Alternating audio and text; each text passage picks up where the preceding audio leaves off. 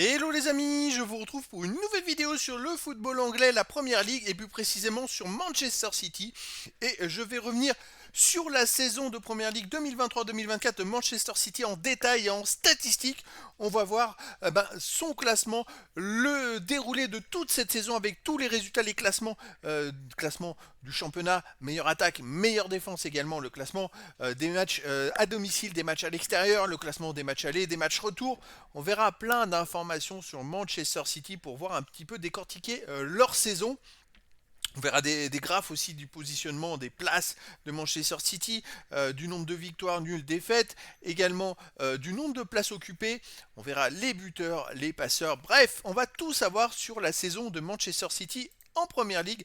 Alors Manchester City est champion cette saison de Première Ligue. Ils ont fini premier avec 91 points en 38 matchs, 28 victoires, 7 nuls, 3 défaites, 96 buts marqués, 34 encaissés, plus 62 de différence de but. Ils ont fini champion seulement avec 2 points d'avance sur le deuxième Arsenal. C'était très serré, on va le voir sur le déroulé de la saison. Ils ont également la meilleure attaque et la deuxième défense de Première Ligue. Alors, on va commencer là par la première journée. À la première journée, Manchester City avait gagné à Burnley 3 buts à 0 à l'extérieur. Ils étaient troisième du classement à ce moment-là, avec la troisième attaque et troisième défense. Deuxième journée, une victoire contre Newcastle 1-0 à domicile et Manchester City était deuxième du classement avec 6 points. Troisième journée, une autre victoire 2-1 à Sheffield United qui après a fini dernier du classement à la fin de la saison. Et Manchester City était premier du classement avec 9 points, premier tout seul pour la première fois de la saison. Quatrième journée, une belle victoire contre Fulham 5-1 à domicile. Manchester City est toujours premier avec 12 points et à 2 points d'avance sur pas mal de concurrents. Cinquième journée, une victoire à l'extérieur à West Ham 3-1. Manchester City conserve sa première place avec 2 points d'avance sur Liverpool, Tottenham et Arsenal. Sixième journée, une autre victoire contre Nottingham Forest 2-0. Manchester City a 2 points d'avance sur Liverpool et 3 points sur Brighton. Septième journée, la première défaite à Wolverhampton, 2 buts à 1. Manchester City est quand même premier, mais ils n'ont plus qu'un point d'avance sur Arsenal et Tottenham et 2 points d'avance sur Liverpool. Huitième journée, une défaite cette fois contre Arsenal à l'extérieur 1-0 et Arsenal leur passe devant comme Tottenham. Donc Manchester City tombe à la troisième place à 2 points des deux premiers. Neuvième journée, une victoire contre Brighton, 2 buts à 1. Manchester City remonte à la deuxième place à 2 points du premier Tottenham. Dixième journée, une victoire à l'extérieur à Manchester United 3-0. Et Manchester City se fait même dépasser par Arsenal qui gagne de son côté de 5 buts son match. Et au goal average leur passe devant alors quand même. Manchester City gagne un match 3-0 et ils se font dépasser au classement. Ils se retrouvent maintenant 3e mais toujours à 2 points de Tottenham.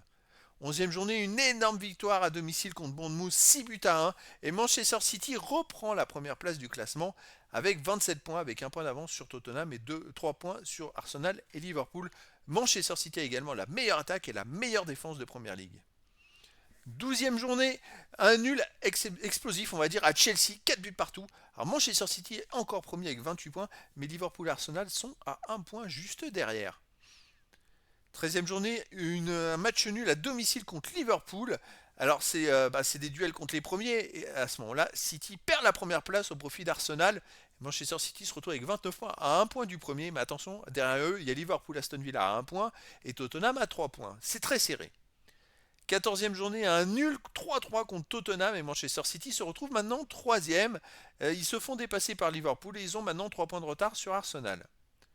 15e journée, une défaite à Aston Villa qui est un des concurrents justement, une défaite 1-0 à l'extérieur et cette fois Manchester City se fait dépasser par Aston Villa et se retrouve 4e à 6 points d'Arsenal le premier. 16e journée, une victoire à Luton Town à l'extérieur 2-1. Manchester City est toujours 4e mais revient à 4 points de Liverpool qui cette fois c'est Liverpool qui est premier. 17e journée, un nul à domicile contre Crystal Palace 2-2. Manchester City conserve sa 4e place et se retrouve à 4 points du 3e et du 2e et à 5 points du premier. 18e journée, une victoire contre Brentford 1-0. Manchester City est 4e avec 37 points à 3 points du premier. Ça se resserre. 19e journée, Manchester City gagne à Everton 3 buts à 1 et revient à seulement 2 points du premier Liverpool et se retrouve Manchester City deuxième à la fin des matchs allés. Ils ont donc 40 points en 19 matchs, 12 victoires, 4 nuls, 3 défaites, 44 buts marqués, 21 encaissés, plus 23 de différence de but. Ils ont la meilleure attaque et la troisième défense. Les matchs retour, ça commence par une victoire contre Sheffield United 2-0. Manchester United et Manchester City est toujours deuxième avec 43 points à 2 points du premier Liverpool. 21e journée, une victoire à Newcastle, 3-2. City est à 2 points toujours de Liverpool avec 46 points. 22e journée, une victoire contre Burnley, 3-1. Ça ne change rien en tête du classement. City est à 2 points du premier Liverpool. 23e journée de victoire à l'extérieur à Brentford et cette fois, grâce à cette victoire, Manchester City dépasse Liverpool et prend la tête à nouveau de Premier League avec un point d'avance sur Liverpool et 3 points d'avance sur Arsenal. 24e journée, une victoire contre Everton 2-0. Ça ne change rien au classement. City est toujours premier avec 55 points et un point d'avance sur Liverpool et 3 points sur Arsenal. 25e journée, un match nul encore contre Chelsea, un partout. Alors il y avait déjà eu 4-4 à Chelsea. C'est pas une équipe qui réussit, on va dire, à City, qui n'a marqué que 2 points contre cette saison. Avec ce match nul, City repasse deuxième du classement à 1 point du premier Liverpool avec un point d'avance sur Arsenal, le troisième. 26e journée, une victoire à Bournemouth 1-0 à l'extérieur. Et ça ne change rien au classement. City est toujours deuxième à 1 point de Liverpool. City a 59 points. 27e journée, une victoire à nouveau contre Manchester United. Ils avaient gagné 3-0 à Manchester United et au match retour ils ont gagné 3-1 et le classement a été inchangé. Manchester City est toujours deuxième à 1 point du premier Liverpool avec donc Manchester City 62 points. 28e journée, un match nul justement entre les deux premiers à Liverpool, un partout. Et Arsenal en profite pour dépasser les deux équipes. Arsenal est maintenant premier avec 64 points, ex-aequo devant Liverpool au goal average et Manchester City est troisième avec 63 points à 1 point des deux premiers. 29e journée, une victoire à Brighton 4-0. Manchester City reprend la deuxième place à Liverpool et se rapproche toujours et reste à seulement 1 point du premier Arsenal. 30e journée, un match nul à domicile contre Arsenal.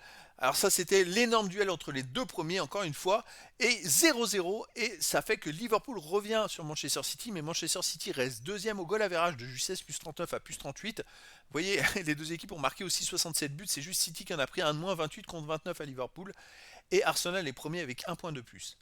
31e journée, une grosse victoire contre Aston Villa, ça ne change rien au classement.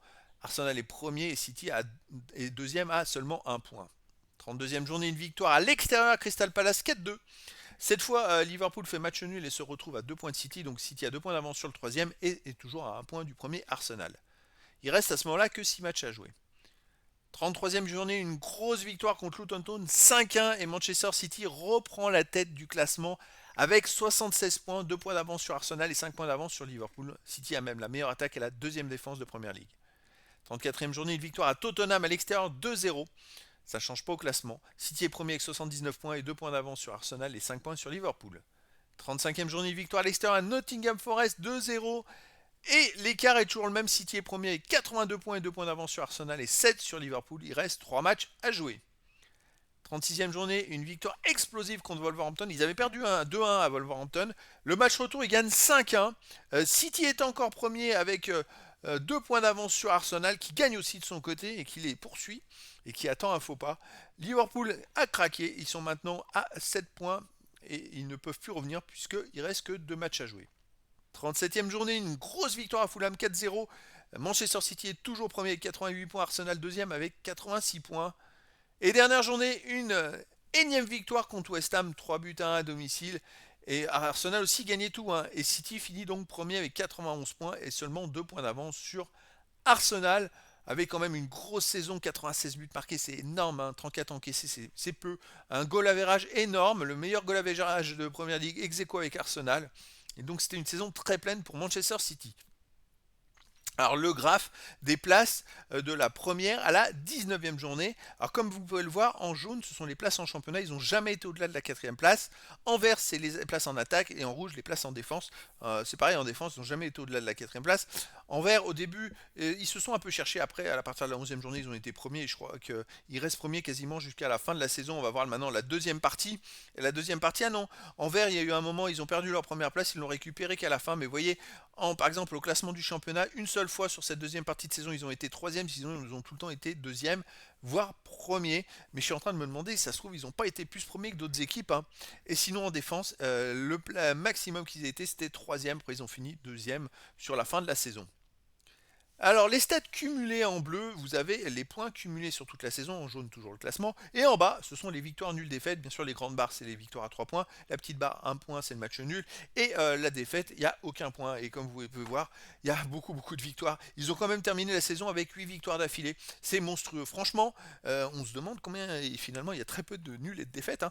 Ils ont commencé par 6 victoires, après 2 défaites, mais après, voilà. Ils ont même au milieu de championnat enchaîné 7 victoires de suite. Bah, en fait, ils sont invaincus même depuis la 16e journée, c'est ce que je suis en train de dire, où ils ont fait 4 matchs nuls, et surtout derrière, ils ont quand même fait 18 victoires et 4 matchs nuls. C'est quand même. C'est 19 victoires et 4 matchs nuls dans les 23 derniers matchs. C'est monstrueux. Monstrueux. Allez, on arrive aux places cumulées. Alors, bah, ils n'ont jamais été au-delà de la quatrième place. Ils ont été 4 fois quatrième, 5 fois troisième et 14 fois deuxième et 15 fois premier sur les 38 journées. Donc ça fait quand même 29 fois. Ils ont été dans les deux premiers sur les 38 journées. Donc c'est quand même très fort et très costaud. Allez, on arrive au match à domicile. Manchester City, c'était pas la meilleure équipe à domicile. Ils sont deuxième derrière Liverpool. Ils avaient 47 points en 19 matchs, 14 victoires, 5 nuls. Par contre, ils sont invaincus. Aucune défaite, 51 buts marqués, 16 buts encaissés, plus 35 de différence de but. Donc ils avaient la meilleure attaque et la deuxième défense à domicile. Mais après, c'est serré. Ils sont à un point de Liverpool. Ils sont même ex-aequo avec Arsenal. Donc les trois se tenaient vraiment la bourre à domicile.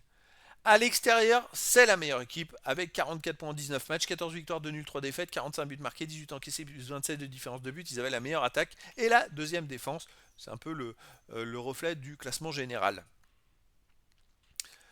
On continue par les matchs allés. Donc comme vous l'aviez déjà vu, après 19 journées, City n'était pas premier, ils étaient deuxième à 2 points de Liverpool. Les matchs retour, eh ben City est premier des matchs retour avec 51 points. Ils ont fait très fort, hein. En 19 matchs, 16 victoires, 3 nuls, aucune défaite. Vous vous rendez compte qu'ils ont perdu que 6 points en 19 matchs. C'est très fort. 52 buts marqués, 13 encaissés, plus 39 de différence de but. Alors ils ont la deuxième attaque parce qu'Arsenal a marqué encore plus de buts. Et la deuxième défense derrière Arsenal qui vraiment était encore plus fort, même si Arsenal a perdu 2 fois. Ils ont fait un match nul, mais autant de victoires. Les buteurs, alors Erling Haaland finit meilleur marqueur de Première Ligue avec 27 buts en 31 matchs. Après on a Phil Foden, quatrième quand même, très belle saison avec 19 buts. Alvarez 11, Rodri 8, Bernardo Silva 6, De Bruyne et Guardiola 4, Grealish 3, Doku 3, Lewis, Ake, Akanji 2, Bob Stones et Kovacic avec un but. Pour les meilleurs passeurs, on a De Bruyne qui est 6ème passeur de Première Ligue avec 10 passes décisives mais en 18 matchs. Comme il était blessé, il a joué que la moitié de la saison. C'est fabuleux, il aurait fini avec 20 passes décisives s'il avait joué toute la saison. C'est incroyable. Après, on a Alvarez, Rodri, Bernardo Silva 9, Doku, Phil Foden 8, Haaland 5, Walker 4, Ake et Nunes avec 2, Bob Gomez, Grealish et Guardiola avec une passe décisive. On arrive au bilan de cette saison. Donc Manchester City est donc champion de Première Ligue. Une saison très aboutie. Je ne sais plus combien de fois ils ont été champions de suite. 4 fois il me semble. Une très bonne saison. Ils finissent premier avec 91 points. À domicile, ils sont deuxième avec 47 points. À l'extérieur, premier avec 44 points. Les matchs allés, ils étaient deuxième avec 40 points. Et les matchs retour, premier avec 51 points. C'est soit premier, soit deuxième. Pour les buts marqués, au total général, c'est la meilleure attaque avec 96 buts à domicile, 51 buts marqués, premier aussi à l'extérieur, 45 buts marqués, premier. Allez, 44 buts marqués, premier retour, 52 buts marqués, mais deuxième. Cette fois, il s'était fait dépasser par Arsenal. Les buts encaissés, 34 buts encaissés en championnat, deuxième défense. À domicile, 16 encaissés, deuxième défense. À l'extérieur, 18 encaissés, deuxième défense. Ils ont été derrière Arsenal, hein, quand même, donc pas mal de stats. Les matchs allés, troisième défense avec 21 buts encaissés. Les matchs retour, 13 buts encaissés, deuxième défense. Arsenal était premier avec 11 seulement pour les matchs retour. Arsenal a fait vraiment une très bonne saison. Il manquait pas grand-chose pour le titre. À noter Erling Haaland, meilleur marqueur avec 27 buts. Et De Bruyne, Kevin De Bruyne, meilleur passeur décisif avec 10 passes décisives. Donc voilà les amis, c'était la retranscription en détail avec les statistiques de la saison de Manchester City. Et donc Manchester City a fini champion de Première Ligue et également meilleure attaque. Voilà les amis, je vous dis à très bientôt pour une nouvelle vidéo.